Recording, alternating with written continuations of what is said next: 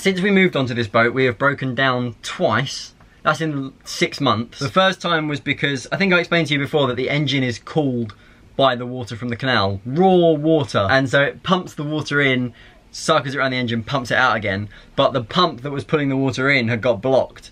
So none of the water was going around. The engine was just overheating and smoking and stuff, and we didn't know what was going on. So we called this, it's like the AA for boats, called River Canal Rescue. And we said, ah! And they said, don't move. So we were in Paddington for ages while, I mean, you know, it's not the worst problem. Oh, we were just stuck in Zone 1, Central London. And then we took the boat out into a dock in August because, so like boats sit in water. Water causes metal to rust. So the water line where, you know, the air meets the water, that's particularly prone to rusting on the boat.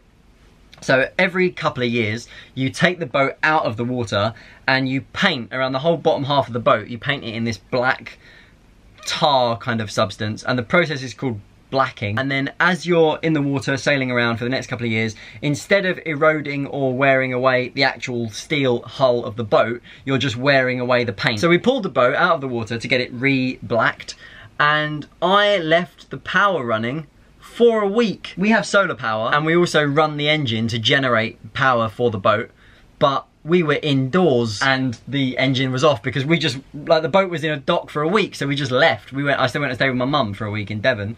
When I came back, they said, cool, boat's all painted, off you go. We've got someone else coming in half an hour.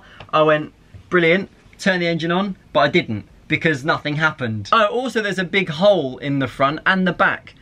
I know I feel like I'm saying that more casually than you would expect. The hole in the front is not so much of a problem, it's over the water tank. So, bloody hell, I have made too good a fire and I am baking. It's just where the wood on the front is sort of rotting away. So we just need to get that refitted. It's not an urgent job.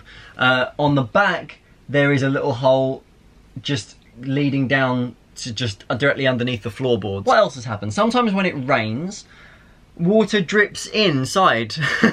So we have this sofa just here, and you can see that it's just stained with rainwater. I don't know how to clean that up. I'm finishing this video right now and I'm immediately going over to where the engine is, taking up the floorboards, and I've got some rubber gloves and I've got some 5-litre drums, and all of that water that's just in there, that shouldn't be in there. And if you're thinking, fuck, his engine bay is full of water, aren't you worried that you'll sink? Yeah, I am. So that's why that's got to be done. I've got a little pump that will pump the water out into the tubs, and then hopefully we'll be fine.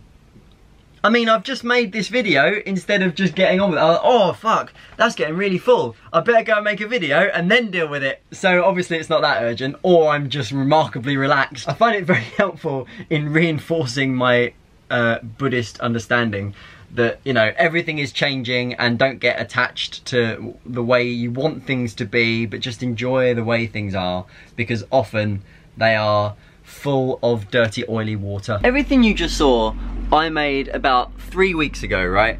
And in the time since, I have cleared out the engine bay of water, which is still kind of filling up with a little bit. There have been even more problems with the engine. I had a tutorial lesson on Saturday where someone sorry, hold on a second. Oh, that is far too bright. This is my engine. It's a BMC 1.5. Since the start of this video, I have changed the fuel filter and the oil filter, which is just down there. The engine has been bled to make sure there is no air left in the system. Oil in the main engine and in the gearbox has been changed, and I've been told, so these are 2 fan belts, right? That one connects to the water pump, which pulls the water through the engine. That one connects to the alternator, which gives our batteries power. You can't really see the batteries. This fan belt has got maybe a month of life left in it, and then it's gonna snap, and if that happens, the engine will not work very quickly. So we're gonna have to take this off, by which I mean this whole red section. These 4 bolts, there's 2 there and then 2 at the bottom, have to be untied. Essentially, a boater's work is never done.